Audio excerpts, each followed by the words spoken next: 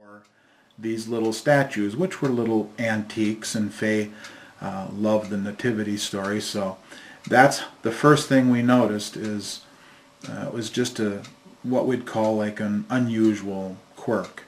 And so from there, Faye wasn't diagnosed with having OCD for many years.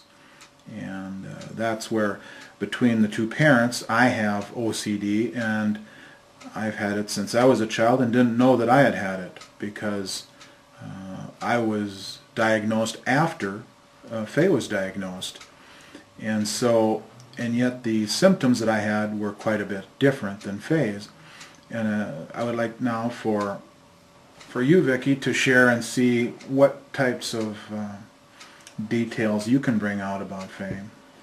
Well, as being a mother, you don't want to see your child or even your husband suffer with this disease and doing things that you deem to be ridiculous, because simply you don't have the disorder yourself and you don't understand what's going on. In Mark's case, he had quite a lot of symptoms, quite a lot of things that I didn't know he was even doing. We were married, probably a quarter of a century before I even knew that he was doing these things with light switches and doorknobs and counting and different things like that.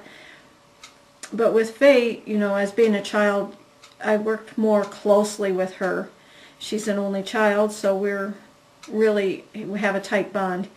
And you like to think that you can say something to your child that will make them feel better, make them stop washing their hands till they're bloody, or have them stop doing what you think is a silly ritual, writing numbers all over the place, or words on little scraps of paper.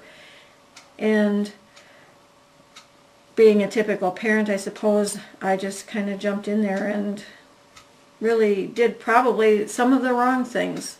I would nag and scold, and sometimes that would turn into arguments and maybe a few nasty words back and forth and harsh feelings, and that wasn't really the right way to do it.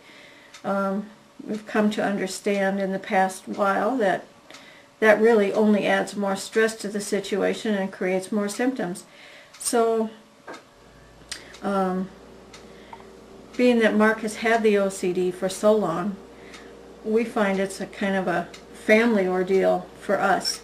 It's very comforting because he's been able to overcome quite a few of his symptoms, and to know that he can be there for our daughter, and for her to know that she can come to her dad to ask questions or for support or advice is really great. Well, yeah, it's true, because I understand, as Faye does, that people who do not have this obsessive-compulsive disorder, we really believe there's no way we can explain this to somebody where it'll make sense. It seems like, oh, they're, a little crazy, or they're, why don't they get over it? This is just, nuts, and this is not the way things should be done. But we realize if we bring something up to most people, this is the way most people would react, and some people we have heard have reacted in such a way.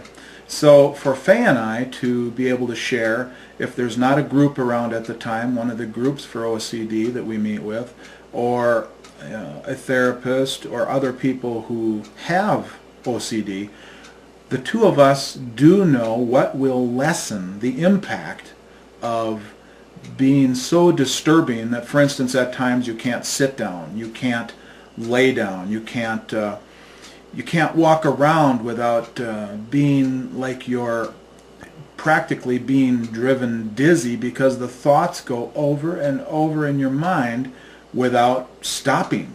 They just simply make it so that you can't enjoy a TV program, you can't enjoy visiting with each other or friends or family. You are like you're being tortured. There's something inside of you that is torturing you, and you can't find the off switch. So with Faye and I, we do know how basically we feel and certain things that work. And so, yes, we have developed a family bond where Vicki watches to see how do we interact when one of us, between Faye and I, have a serious, you might say, a trigger point for the OCD, something that starts us worrying, and there Vicki has learned quite a bit and can be very, very helpful, not only Faye or myself, between the two of us. And so just to say that obsessive compulsive disorder is so very unusual in that I have had many different types from what Faye has had. I have had also the scrupulosity. I've had numbers where I check. I've had times when I will go back to the same locked door that I really know is locked 30 to 40 times and keep checking it. It'll take good portions of the day. You try and hide these things when you do them when no one else is around. Or you hide it by doing things quicker, and you just keep going in these repetitions.